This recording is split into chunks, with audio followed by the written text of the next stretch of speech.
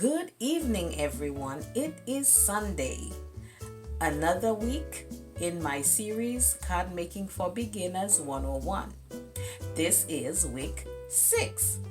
This week, I will be talking and demonstrating, well, more talking more than demonstrating, about 3 options that I do have for die cutting and embossing machines. And if you have any questions, any comments, feel free to leave it in the comment section. I'll be more than happy to respond. Also, if you do like this video, give it a thumbs up and subscribe to my YouTube channel so you would not miss the future videos in this series. So without further ado, join me in just a second as we continue. See you in a moment.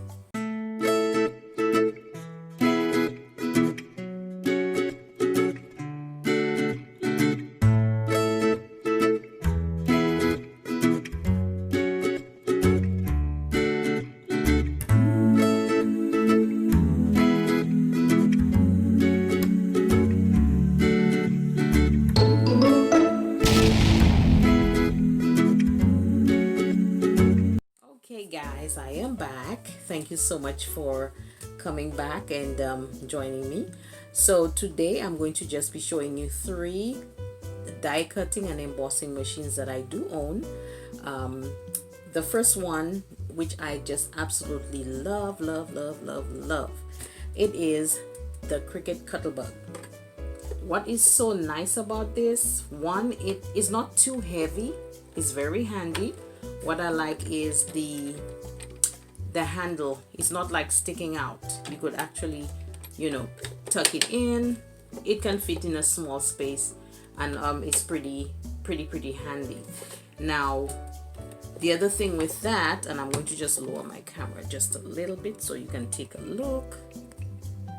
This is the machine I've been using in all of my videos, and just to show you, it is very portable. Of course, like I said, when you open the 2 sides together, it forms a suction, so you could run your plates and your dies through, and it is fairly stable and stationary. It depends on sometimes if your surface is a little slippery or something, maybe it might move a little bit, but for the most part it is pretty sturdy. When you purchase this item, it comes basically with a mat and a plate and 2 B plate. Now this is 1 B plate. It's just all messed up and cracked up. You could see it. The other one, I broke it.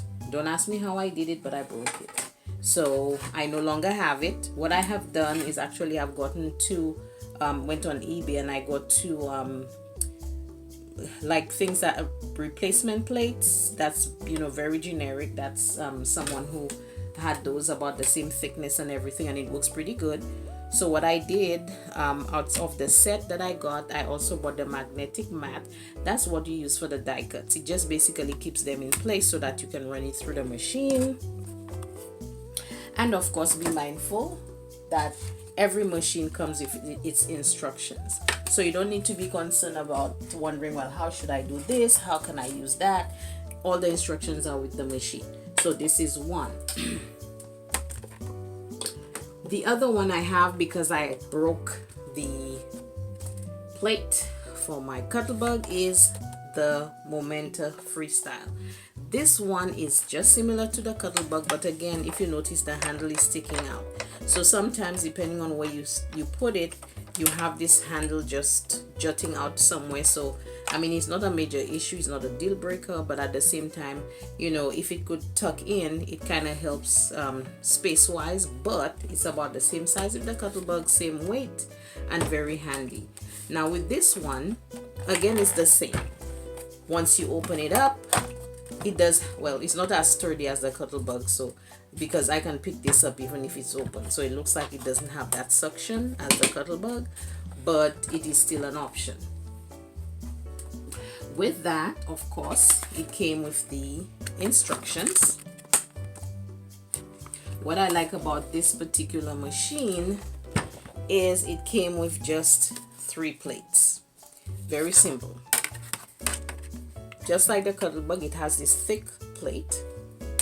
This is an embossing plate. That's it. You don't need anything else for this. This is the die cutting plate. So basically just two plates, emboss or die cut. Now, as far as manuals, they have manuals all over. I mean, it's just, you cannot go wrong with manuals. Personally, I think if you have a manual machine, then that would be a plus, just in case. Now I'm going to divert your attention to another one here. If you can see this here, this is the Cricut Explore 1. It is internet based, it is electric based. So in other words, this is a machine that all you have to do, there's a program that you have to set it up with. It's called the Design Space. There are a few free designs that you have access to in that space. However, the downside to these machines is that if there's no electricity or you don't have internet, you cannot use those machines. This one doesn't necessarily need Wi-Fi because it doesn't work with Wi-Fi, but it has to be connected to your computer and of course to electricity for it to work. Now, it's a very nice machine. The only thing is it takes a lot of space because one, it has sizable mats. I don't have them right now because they're pretty big. They fit into this entire space, like 12 by 12 or something like that. So in other words, when you place the mat in, it needs to have room to come out to the back a certain length, so it goes through and comes back, in and out. So in that way, whatever you place it on, you must have room in the back and the front in order for it to be able to work properly. This one I have here just comes with just one cutting blade and a scoring blade. Scoring meaning it would, like if you're making a card, it would be where you would score the card in the middle, so when you fold it up, then of course you have a nicely folded card. This is the cutting blade, where if you want to print or send some sort of a print to get cut out, then it can do that. If you're in design space and of course you do some sort of a design or something, it will cut that out. But basically, I don't use this one too much because one of the space, if you have a small space, it can be a little cumbersome, or if you can make it work, that's fine. However, it does use the internet, it does use the electricity. So if there's any power outage or if anything of that nature happens or your internet is down, then you cannot use this machine.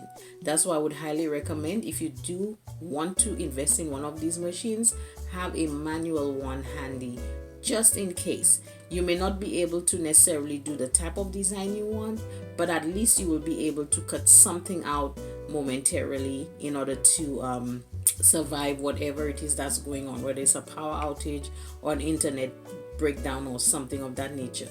But again, I don't use this one too much because it takes a lot of space, and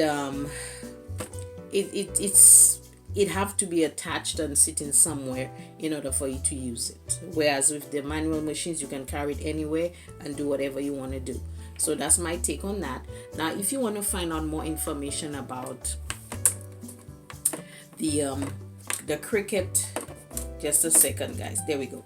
If you want to find out a little more about those machines, feel free to go ahead and go on YouTube. There's a lot of people who use these machines, and they would be more than happy to let you know the pros and cons of the machines, let you know what you can do with them, and just a whole host of things.